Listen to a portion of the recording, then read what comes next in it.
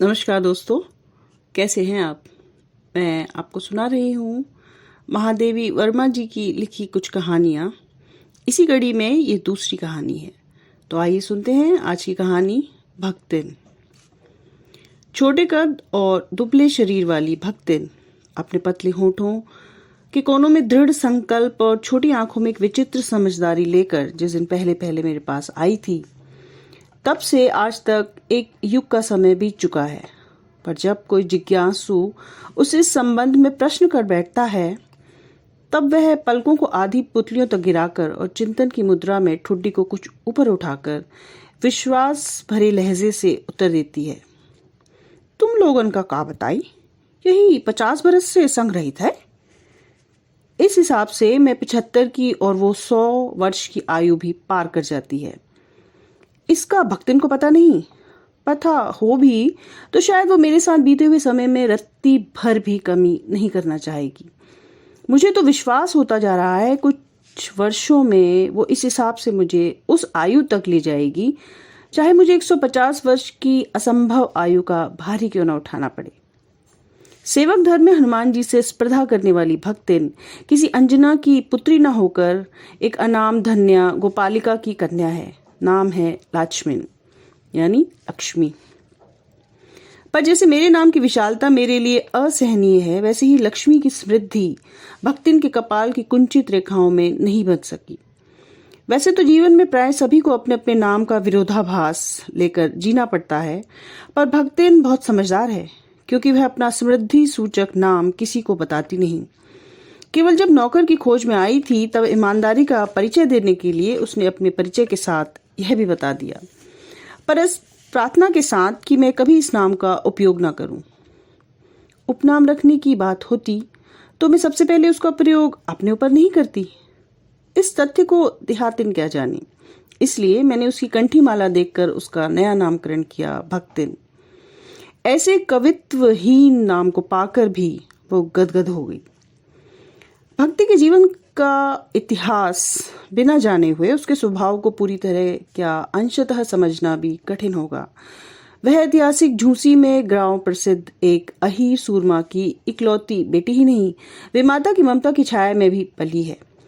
5 वर्ष की आयु में ही उसे एक संपन्न गोपालक की सबसे छोटी पुत्रवधू बनाकर पिता ने शास्त्र से 2 पग आगे रहने की ख्याति कमाई, और 9 वर्षीय युवती का गौना देकर वे माता ने बिना मांगे पराया धन लौटाने वाले महाजन का पुण्य लूटा। पिता का उस पर अगाध प्रेम होने के कारण शायद ईर्ष्यालु और संपत्ति की रक्षा में सतर्क वे माता ने उनके मरने के बाद उनके सिर्फ बीमार होने का समाचार तब भेजा जब वह मृत्यु की सूचना भी बन चुका था।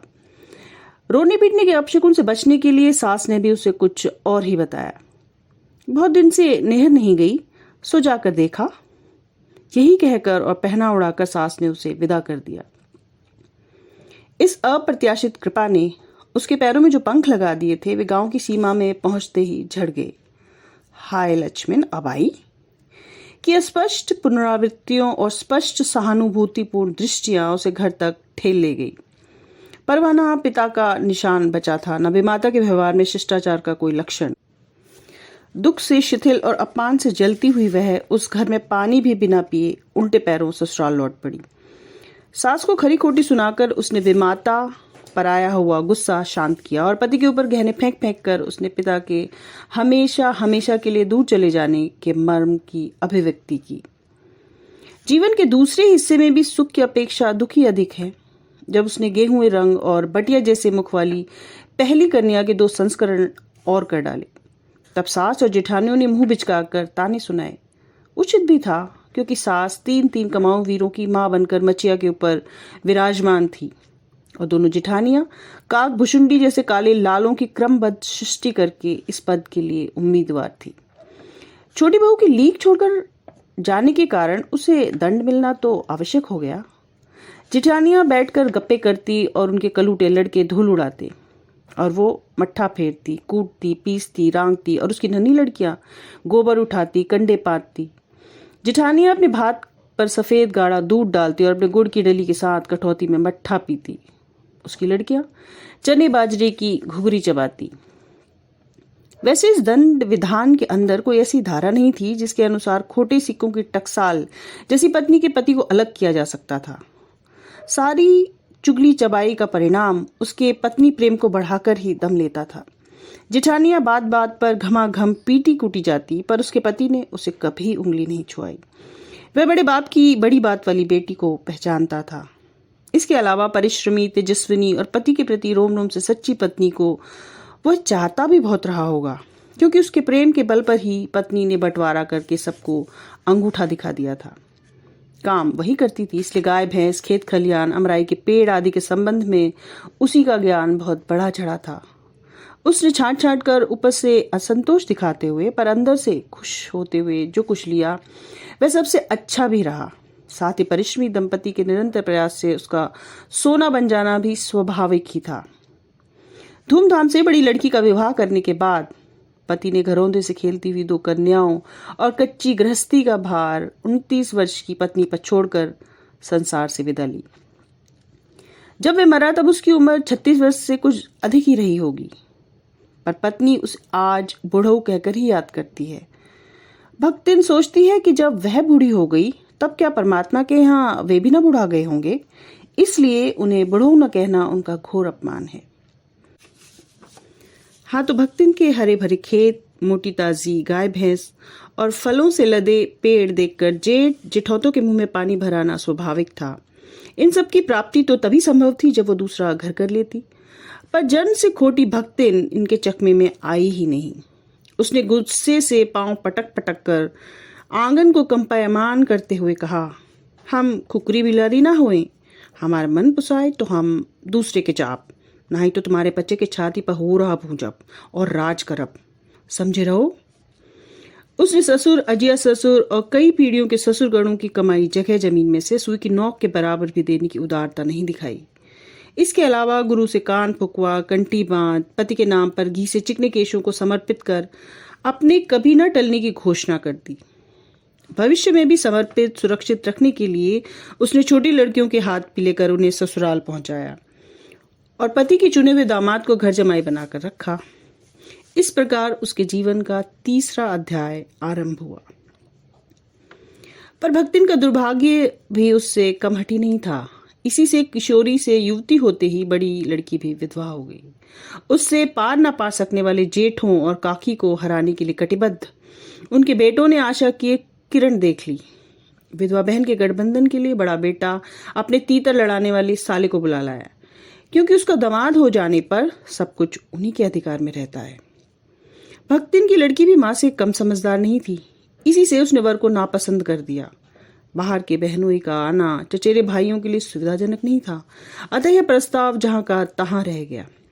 तब वे दोनों माँ बेटी खूब मन लगाकर अपनी संपत्ति की देखभाल करने लगी और मान न मान मैं तेरे मेहमान की कहावत चरितार्थ करने वाले वर के समर्थक उसे किसी न किसी प्रकार पति की पदवी पर बैठाने के लिए उपाय सोचने लगे। एक दिन मां की अनुपस्थिति में वर महाशय ने बेटी की कोठरी में घुसकर भीतर से दरवाजा बंद कर लिया और उसके समर्थक गांव वालों को बुला लाए। अहीर युवती ने जब इस डकैत वर की मरम्मत कर कुंडी खोली तब पंच बेचारे समस्या में पड़ गए। तीतरबाज युवक कहता था वह निमंत्रण पाकर अंदर गया और युवती उसके मुख पर अपनी 5 उंगलियों के उभार में इस निमंत्रण के अक्षर पढ़ने का अनुरोध करती थी। अंत में दूध का दूध, पानी का पानी करने के लिए पंचायत बैठी और सबने सिर हिला हिलाकर इस समस्या का मूल कारण कलयुग को स्वीकार किया। अपीलहीन फैसला हुआ कि चाहे उन दोनों में एक सच्चा हो या चाहे दोनों झूठे, पर जब वे कोठरी से निकले तब उनका पति पत्नी के रूप में रहना ही कलयुग के दोष का निवारण कर सकता है। अपमानित बालिका ने अपने होंठ काटकर लहू निकाल लिया और मां ने आग्ने नेत्रों से गले पड़े दामाद को देखा। संबंध कुछ सुखकर नहीं हुआ, क्योंकि दामाद अब निश्चिंत होकर तीतर लड़ाता और बेटी विवश क्रोध से जलती रहती थी। इतने यत्न से संभाले हुए गाय, ढोर, खेती बाड़ी सब पारिवारिक कलेश में ऐसे झुलस गए कि लगान अदा करना भी भारी हो गया। सुख से रहने की कौन कहे। अंत में एक बार लगान ना पहुंचने पर जमींदार ने भक्तिन को बुलाकर दिन भर कड़ी धूप में रखा।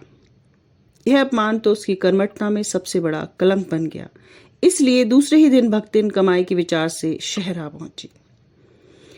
घुटी हुई चांद को मोटी मैली धोती से ढांके और मानो सब प्रकार की आहट सुनने के लिए एक कान कपड़े से बाहर निकाले हुए भक्तिन जब मेरे यहाँ पहुंची तब उसके जीवन का शायद अंतिम अध्याय चल रहा था, पर इसकी इति अभी दूर है। भक्तिन की वेशभूषा में गृहस्थ और बैरागी का मिला जुला रूप देखकर मैंने शंका से पूछा था, क्या तुम खाना बनाना जानती हो? बना लेती हो खाना? उत्तर में उसने बड़े ही अजीब अंदाज में पर आश्वासन की मुद्रा के साथ कहा, ई कौन बड़ी बात आए, रोटी बनाए जाने थे, दाल रान ली थे, साग भाजी छौंक सकित है, और बाकी का रहा। तो एक अंत यहीं तक था। आपने जाना महादेवी जी का उनकी भक्तिन से कैसे मिलाप हुआ। आज के लिए इतना ही, अगली कड़ी में फिर भेंट होगी। तब तक के लिए नमस्कार, धन्यवाद।